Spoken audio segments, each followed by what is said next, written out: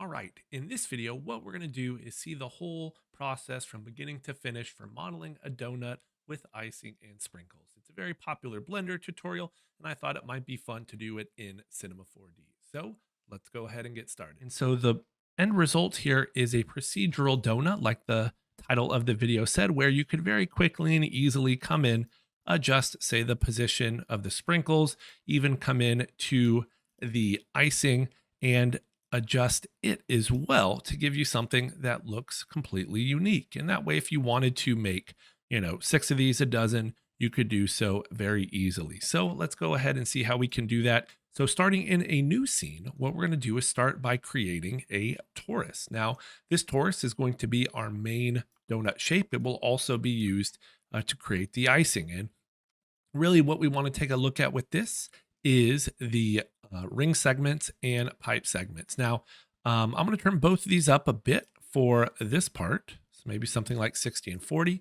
but we would want to think about how close or far away we're going to be and then adjust those properties as necessary so that we don't see kind of the faceting in the silhouette here. We also want to keep an eye on the scale of this, really a donut. I don't know the exact size of a donut, but I think it's something like, probably 3 or 4 inches in diameter. And you can see if we type 3 inches in here, we will get something that is a lot smaller. So just keep in mind that this is definitely not to scale, but the proportions are what is most important. And we can scale this up or down as necessary after. So we have our main donut shape here. So let's go ahead and call that, say, I don't know, donut. We're going to duplicate this and call this icing. Now, a big part of what makes this procedural is that we're not working with any editable objects here.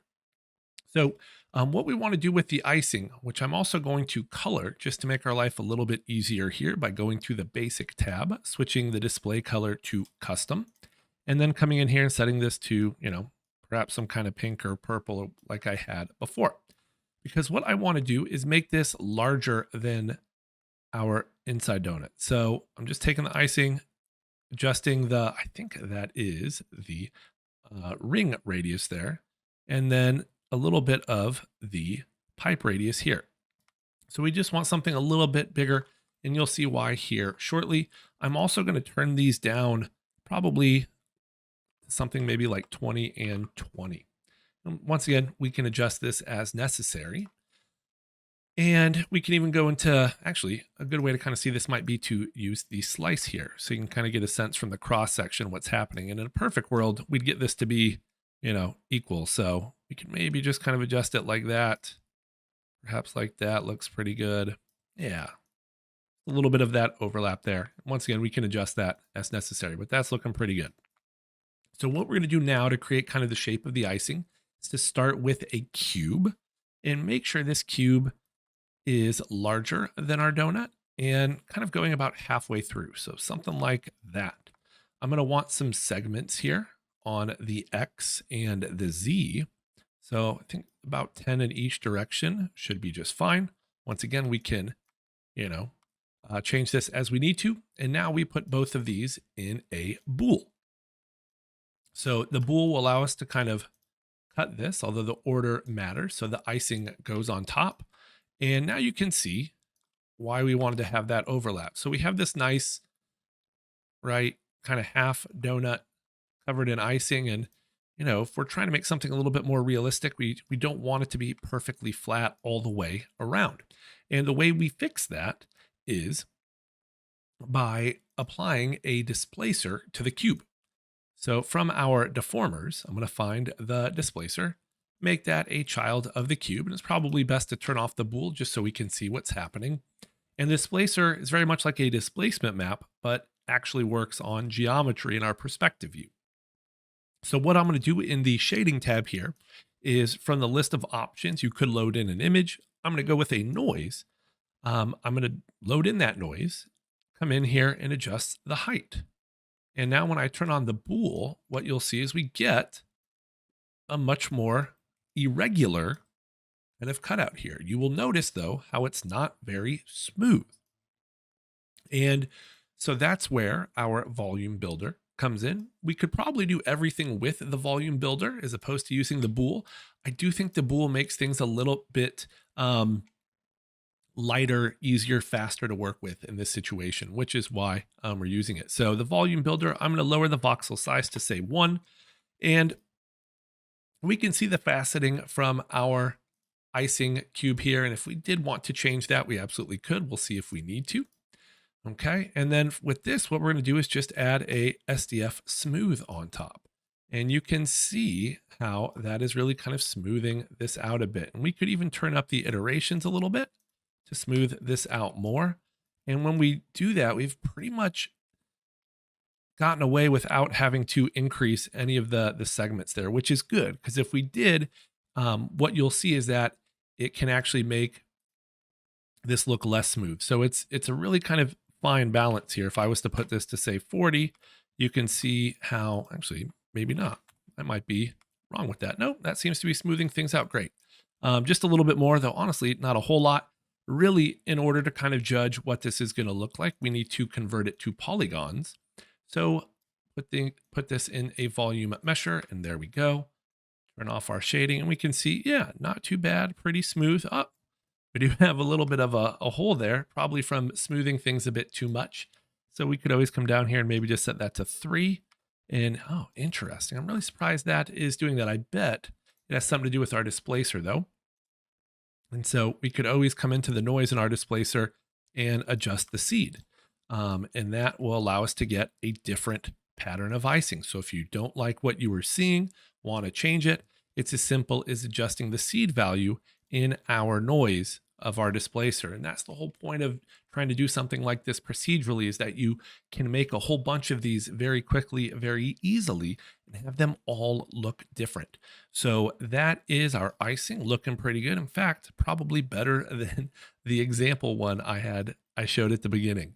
But that's what we have at this point. Okay, lastly, the sprinkles. And look, there are plenty of other ways you could make the icing as well. This just happened to be the easiest way I could think of, while still keeping things, essentially procedural, where, like we did just a second ago, adjusted the seed value, could adjust the smoothness. We could also adjust the height of the cube, moving it up or down if we want more or less icing, all that stuff, right? So really, really easy to adjust. Now the sprinkles, pretty straightforward here. We're going to create a sprinkle, which will be just a capsule. Okay, and really all I did with this is just scale it down to about the size of a sprinkle. And then in the object properties of our capsule, just kind of make it a little bit larger. So let's say that's our sprinkle. I'm going to put it into a cloner. And what we're going to do is switch this to object mode.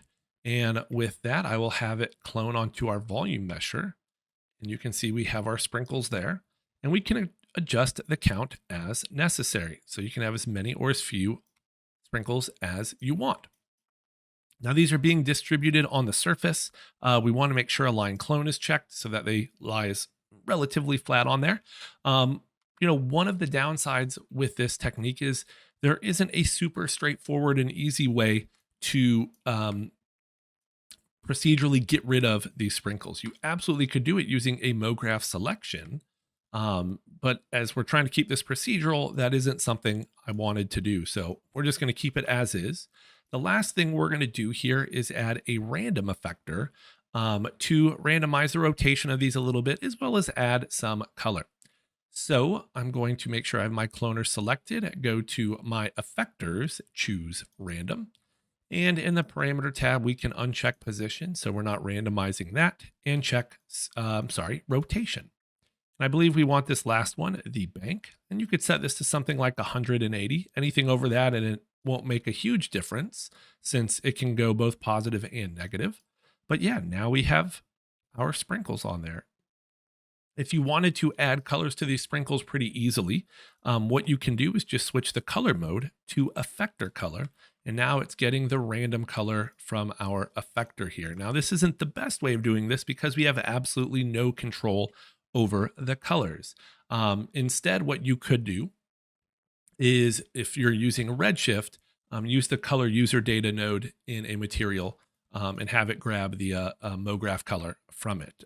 That's something I've shown in a different video, so I won't worry about showing it here, but that is pretty much it for our procedural donut. And like I said, at any point, because it is procedural, we can make adjustments to it, whether it's the sprinkles and the placement of them.